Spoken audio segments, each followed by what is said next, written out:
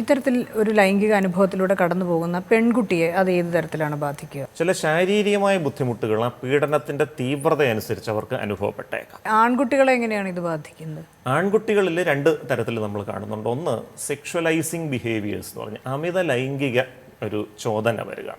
അത് ഈ സുഖകരമായ അല്ലെ ആഹ്ലാദകരമായ ലൈംഗിക അനുഭവങ്ങൾ ആവർത്തിച്ചുണ്ടാവുകയും അത് തുടർന്ന് അങ്ങോട്ട് പരിശീലിക്കാനുള്ള ഒരു അന്തരീക്ഷവും സാഹചര്യവും കിട്ടുകയും ചെയ്യുമ്പോൾ സ്വാഭാവികമായിട്ടും ഇളയ കുട്ടികൾ അല്ലെങ്കിൽ ബലഹീനരായ മറ്റു കുട്ടികളുടെ പുറത്ത് ഇത്തരം പരീക്ഷണങ്ങൾ നടത്താനുള്ളൊരു ത്വരയാണ്. അപ്പോൾ ഇര വേട്ടക്കാരനായി മാറാവുന്ന ഒരു അവസ്ഥയാണ് ഈ ബാലലൈംഗിക ചൂഷണം എന്ന് പറയുന്നത്. പലതരത്തിലുള്ള മാനസിക പ്രശ്നങ്ങൾ അത് ആൺകുട്ടികളിലും പെൺകുട്ടികളും ഇതുമായി ബന്ധപ്പെട്ട് കാണുന്നുണ്ട്. ആ ഒരു പേരൻ്റൽ റെസ്പോൺസിബിലിറ്റി സ്റ്റേറ്റ് ഏറ്റെടുക്കുകയാണ്, ഭരണകൂടം ഏറ്റെടുക്കുകയാണ്. അപ്പോൾ മാതാപിതാക്കളോടൊപ്പം നിന്നാൽ കുട്ടിക്ക് വേണ്ട പരിചരണവും സംരക്ഷണവും കിട്ടില്ല എന്ന് ഉറപ്പാക്കിയതിന് ശേഷം കുട്ടിയെ സ്റ്റേറ്റ് ഏറ്റെടുക്കുന്നു എന്നുള്ളതാണ് അതിൻ്റെ ഒരു ലോജിക്. പിന്നെ തുടർന്ന് സ്റ്റേറ്റ് ആയിരിക്കും കുട്ടിയുടെ എല്ലാ കാര്യങ്ങളും നോക്കേണ്ടത്. അപ്പം അങ്ങനെ ഒരു സാഹചര്യം, ഒന്ന് ഇരയാക്കപ്പെട്ട കുട്ടികളുടെ സാഹചര്യം. പക്ഷേ ഇരയാക്കാൻ സാധ്യതയുള്ളവർ, ഇപ്പം ഞാൻ ഈ ഫേസ്ബുക്കിൽ പറഞ്ഞ ഒരു സാഹചര്യത്തിലൊക്കെയുള്ള കുട്ടികളുടെ ഇങ്ങനെ ഒരു സാധ്യത അവിടെ ഉണ്ടെങ്കിൽ അങ്ങനെ മനസ്സിലാക്കുന്ന ആ ഒരു സാഹചര്യത്തിലാണ് കുട്ടിയെന്ന് നമുക്ക് തീർത്തും ബോധ്യമാകുന്ന സാഹചര്യത്തിലും പോലീസിനായാലും ചൈൽഡ് ലൈനായാലും ചൈൽഡ് വെൽഫെയർ കമ്മിറ്റിക്കും ഒക്കെ ഇടപെട്ട് കുട്ടിയെ അവിടുന്ന് അത്തരം അന്തരീക്ഷത്തിൽ നിന്നും മാറ്റാനുള്ള എല്ലാ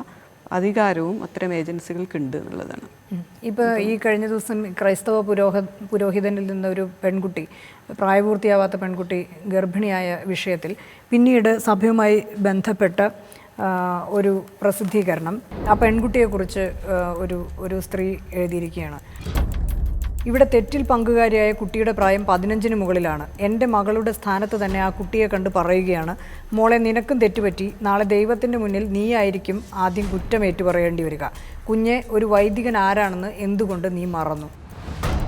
ബലാത്സംഗത്തിനിരയായി ഗർഭിണിയായ പെൺകുട്ടിയെക്കുറിച്ച് ഇത്തരത്തിലൊക്കെ എഴുതുന്നതിന് എതിരെ നിയമത്തിന് നടപടിയെടുക്കാവുന്നതല്ലേ?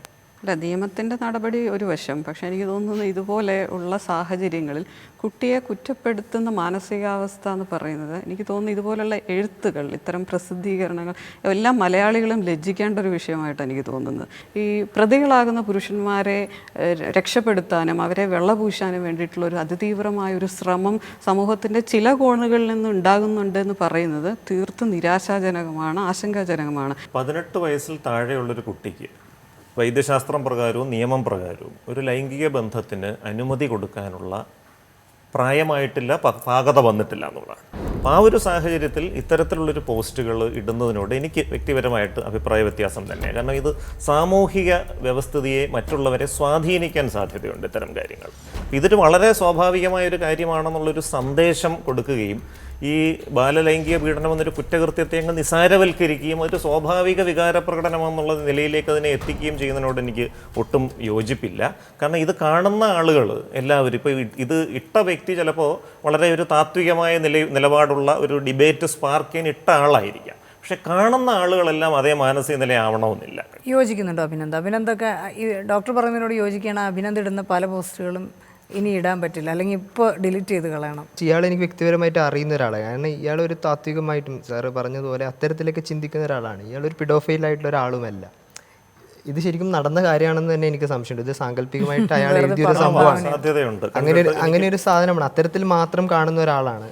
അപ്പം എനിക്ക് തോന്നിയിട്ടുള്ളൊരു കാര്യം എന്ന് വെച്ചാൽ, പിഡോഫൈൽ എന്ന് പറഞ്ഞ ആൾക്കാർ പിഡോഫൈലിനെ സെക്ഷൽ ഓറിയൻറ്റേഷനായി കാണാൻ പറ്റുമോ എന്നുള്ളതാണ് എൻ്റെ ഒരു ചോദ്യം. എനിക്കറിയില്ല അത് കാണാൻ പറ്റുമോ എന്നുള്ളത്. കാണാൻ പറ്റിക്കഴിഞ്ഞാൽ നമുക്ക് ആ സെക്ഷൽ ഓറിയൻറ്റേഷൻ ഒരിക്കലും ആക്ട് ചെയ്യപ്പെടാൻ പറ്റില്ല. കാരണം മറുഭാഗത്ത് കുട്ടി ആയതുകൊണ്ട് ഒരിക്കലും ചെയ്യാൻ പറ്റില്ല. പക്ഷേ അങ്ങനെയുള്ളൊരു തോട്ട് എങ്ങനെയാണ് തെറ്റാവുന്നത് എന്നുള്ളതാണ്.